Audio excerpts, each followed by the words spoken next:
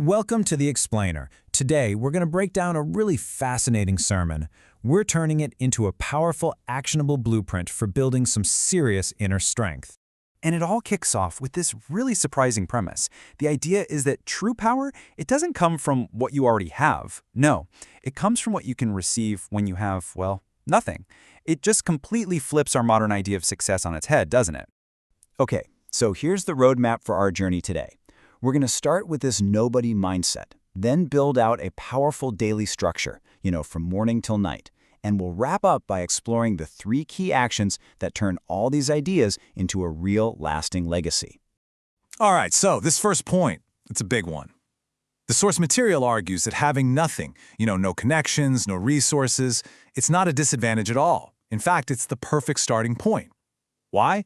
Because it makes you a blank slate, an open channel for a kind of strength that you could never, ever generate on your own. Think about it. When you have nothing else to rely on, you're forced to rely on what truly matters. So, the big question is, how do you actually apply that nobody mindset in a practical way? Well, it all starts the very moment you wake up. See, a powerful day is never an accident. It's something you have to intentionally build, right from the ground up. So the speaker lays out this super simple 3-part routine. It's all about carving out a space that's just for you, before the world and all its demands come rushing in.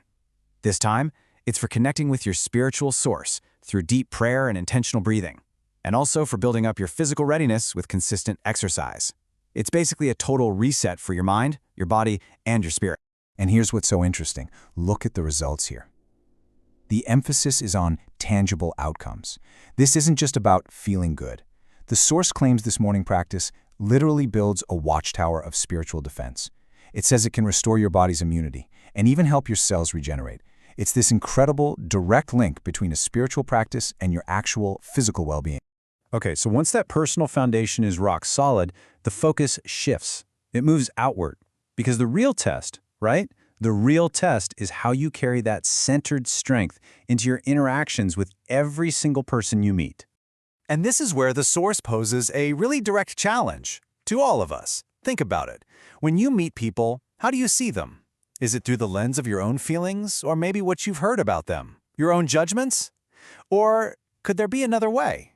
And this slide just illustrates that shift perfectly. The whole idea is to move away from that my standard column, our default setting. Instead of judging, the sermon advocates for seeing people through the lens of prayer. And when you do that, it's said you can start to see their hidden purpose, their true potential, maybe even the person they were always meant to be. Now, when you start to adopt this new way of seeing people, something amazing happens. The source says you'll begin to spot 3 specific types of people who are absolutely essential for your journey.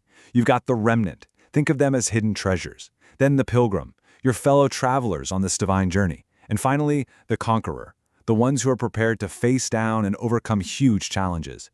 These, we're told, become your true allies. All right, so the day of meetings and interactions is done.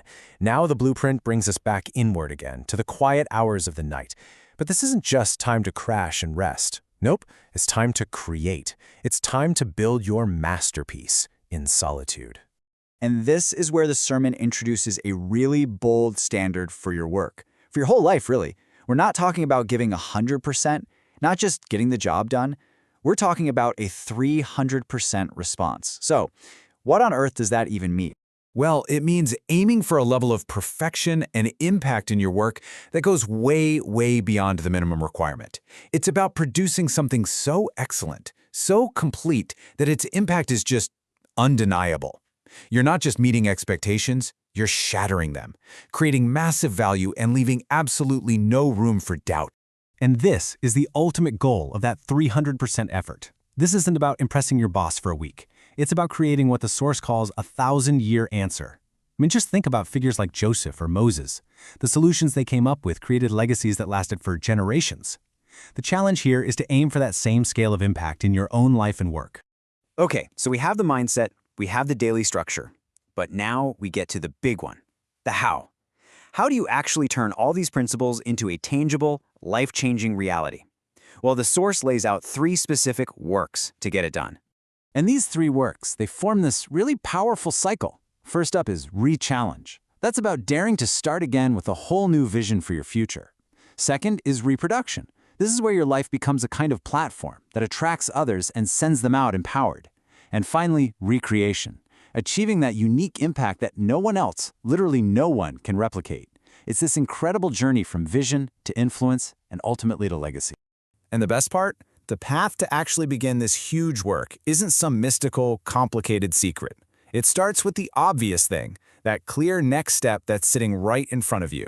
From there, you just move to the necessary thing. And finally, you commit fully to the absolute thing, the core, non-negotiable principles of your entire mission. See? Obvious, necessary, absolute.